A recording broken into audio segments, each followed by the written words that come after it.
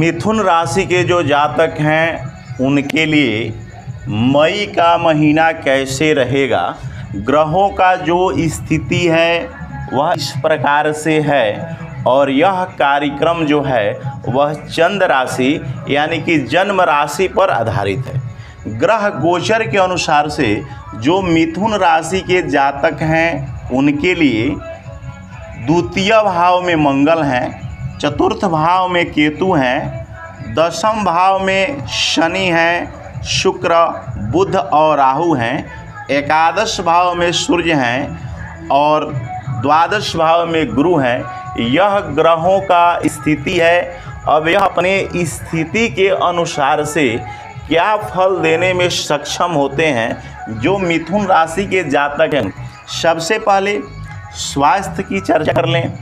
यहाँ से यानी कि प्रथम भाव से ही स्वास्थ्य की स्थिति को देखा जाता है और यहाँ के राशि से जो बनते हैं वह बुध हैं और बुध आपके यहाँ पे यानी दशम भाव में विराजमान है।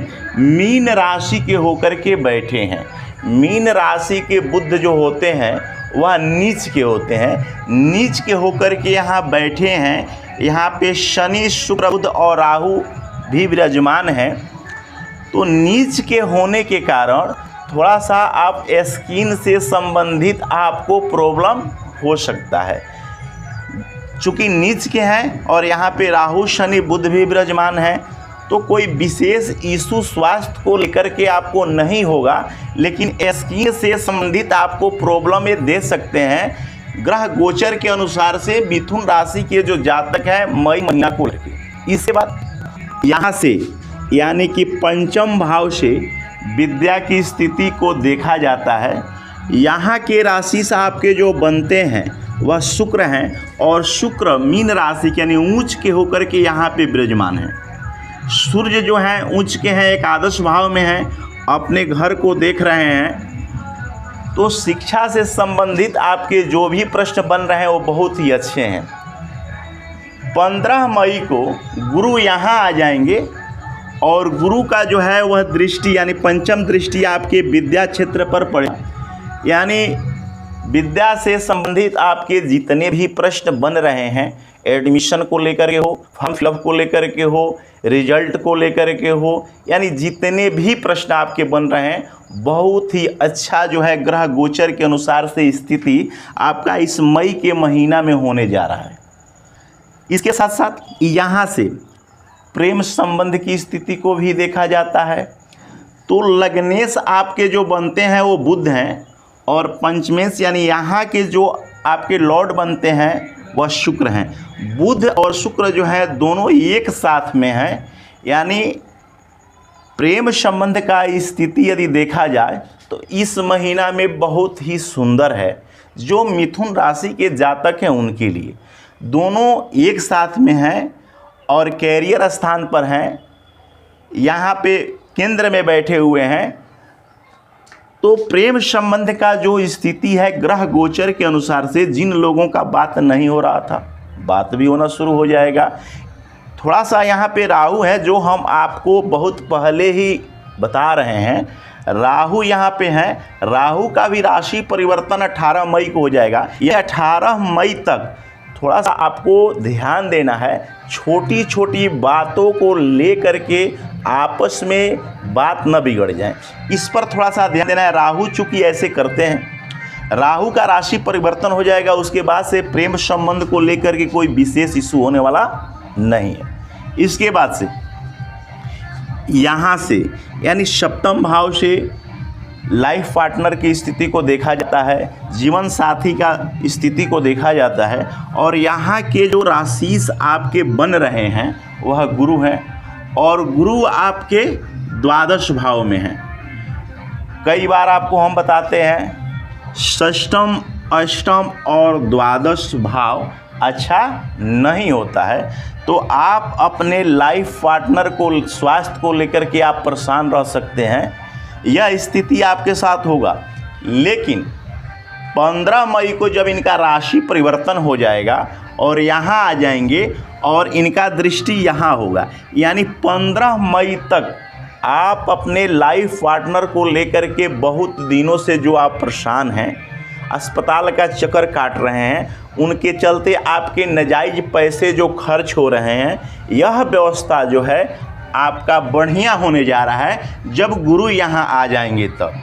यानी 15 मई को गुरु यहाँ आ रहे हैं, तो लाइफ पार्टनर के स्वास्थ्य को लेकर के जो आप परेशान थे, वह व्यवस्था आपका समाप्त होने जा रहा है, वह व्यवस्था आपका बढ़िया होने जा रहा है। यानी 15 मई तक बड़ा बहुत आपको दिक्कत है। इसके बाद से गुरु यहाँ आएंगे, कुछ दिनों तक रहेंगे और कुछ दिनों से आप परेशान थे, तो यह परेशानी जो है लाइफ पार्टनर को लेकर के आपका समाप्त होने जा रहा है। इसके बाद यहाँ से भाग्य की स्थिति को देखा जाता है।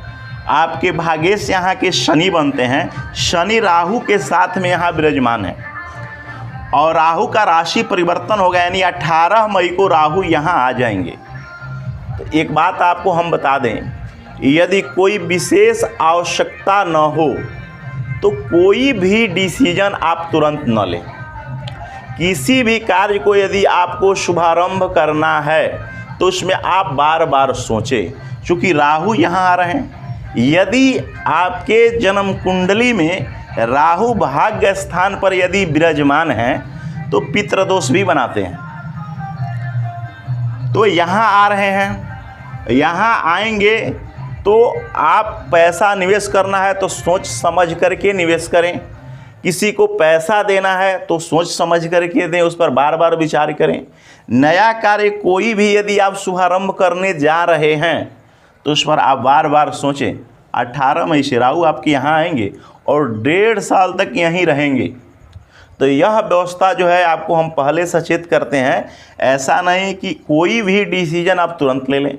यदि कोई भी डिसीजन यदि आप तुरंत लेते हैं तो उसमें आपको नुकसान का भी सामना करना पड़ सकता है। इसका उपाय आपको लास्ट में बताएंगे, जिसे यदि आप फॉलो करते हैं तो ये व्यवस्था समान रहेगा। यहाँ से करियर की स्थिति को देखा जाता है। सूर्य आपके जो है वो उच्च के हैं।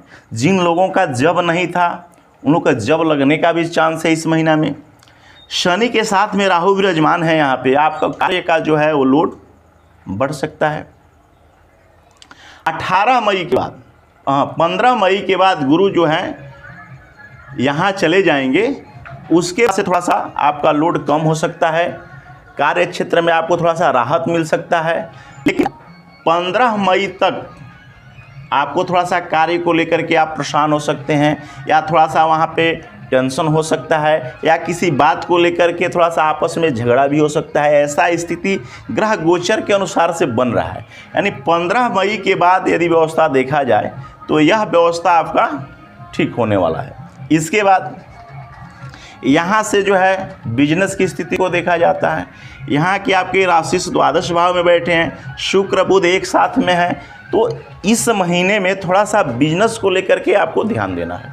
क्योंकि यहाँ की राशि से आपके द्वादश में बैठे हैं, बुध अच्छे हैं, शुक्र भी ठीक है, लेकिन राहु के साथ में है। यानी 15-18 मई के बाद यदि कहा जाए तो बिजनेस का भी व्यवस्था आपका जो होगा वो बहुत ही अच्छा रहेगा।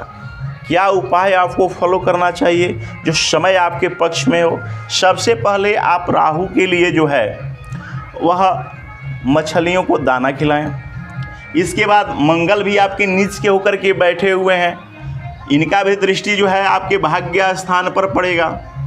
इनके लिए आप हनुमान चालीसा का नित्य पाठ करें और उनके लिए जो है आप हरा चारा गाय को अवश्य खिलाएं। यह 3 उपाय यदि आप फॉलो करते हैं तो समय आपके पक्ष में रहेगा। नमस्कार।